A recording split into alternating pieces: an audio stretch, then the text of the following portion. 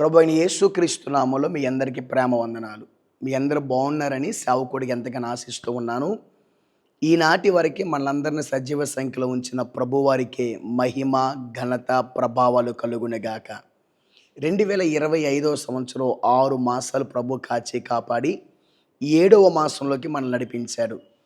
7వ మాసం నుండి 12వ మాసం వరకు ఆయన బాహువు, ఆయన దయగలిగిన హస్తము మీ మీద చాపబడునుగాక.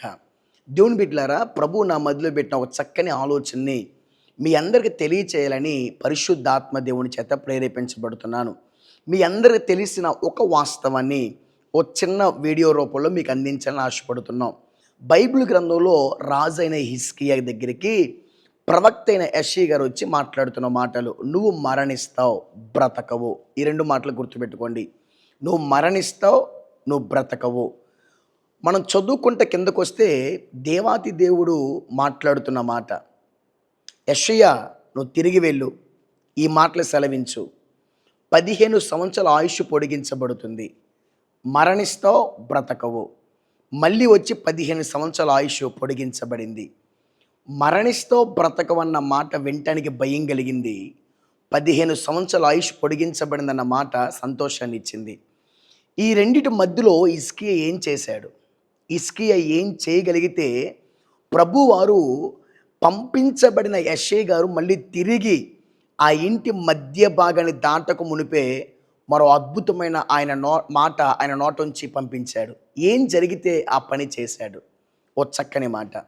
హిజ్కియా గోడ తట్టు తిరిగి ప్రార్థన చేయడం మొదలుపెట్టాడు. ఇక్కడ నేను చెప్పాలనుకున్నానంటే, శత్రువులు, మీ ఫ్రెండ్స్, మీ కొలీగ్స్, మీ ఇరుగు పొరుగు వారు, ఈ కుటుంబం ఇంతే, ఈ బిడ్డ ఇంతే, ఉద్యోగం రాదు, వివాహం కాదు, అప్పులు తీరవో, ఇల్లు కట్టరో, స్థలం కొనరో అన్న మాటలు మీ చెవులో పడ్డాయా? మీరు వింటూ కుమిలిపోతున్నారా?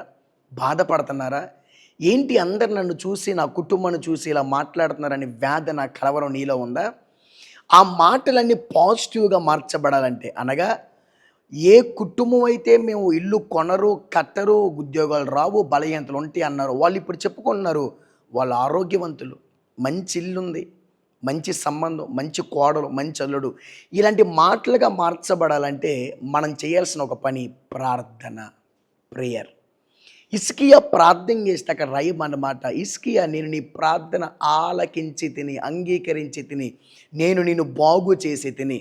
అంటే మరణిస్తావు, ఇక బ్రతకు అన్న మాట 15 సంవత్సరాల ఆయుష్ నీకు ఇవ్వబడుతున్న మాటగా మార్చబడ్డ కొరకు హిజ్కియా ప్రార్థన చేశాడు. ప్రభు పాదాలు పట్టుకున్నాడు, ప్రభు దగ్గరికి వచ్చాడు. నువ్వు శత్రువుల చేత ఎన్నో మాటలు అనిపించుకున్నావు కానీ ప్రార్థన చేయలేకపోతున్నావు. If you are person who prayers, నువ్వు ఒకవేళ ప్రార్థించే వ్యక్తివైతే నెగిటివ్ మాటలన్నీ పాజిటివ్గా నా దేవుడు మారుస్తాడు. హల్లెలూయా.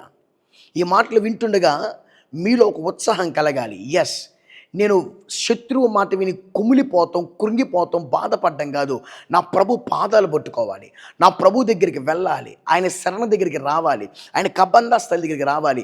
నేను వచ్చి ప్రార్థన చేస్తే ఆ నెగిటివ్ వర్డ్స్ పాజిటివ్గా మార్చబడతాయి అంట అన్న ఒక విశ్వాసం మీలో రగులును గాక. హల్లెలూయా. Thank you Jesus. ఈరోజు ఎందుకు ప్రభు వారు నా మదిలోకి ఆ మాట తీసుకొచ్చాడు? నెగిటివ్ విని విని విని అలసిపోయారా? ఇక నువ్వు చదవో, నువ్వు డల్లర్వి, నీకు మంచి మార్కులు రావు అని బాధపట్టారా నిన్ను టీచర్స్, ఫ్రెండ్స్? కూర్చో ప్రభు దగ్గర. ప్రభా, నాకు జ్ఞానం లేదంటే మీరు నాకు ఇవ్వండి, నేను మంచి మార్కులు సంపాదించి చూపించాలి, నేను నీ కుమార్తెగా నేను ఒక ఉన్నతమైన స్థాయిలో ఉండాలని ప్రార్థించి ప్రభు ఆ కార్యం చేయబోతున్నాడు. ఇక ఉద్యోగం రాదు అని ఊరు మొత్తం చెప్పుకున్నారా? Come to feet of Jesus. యేసు పాదాల దగ్గరికి రా, కూర్చో, ప్రార్థించే.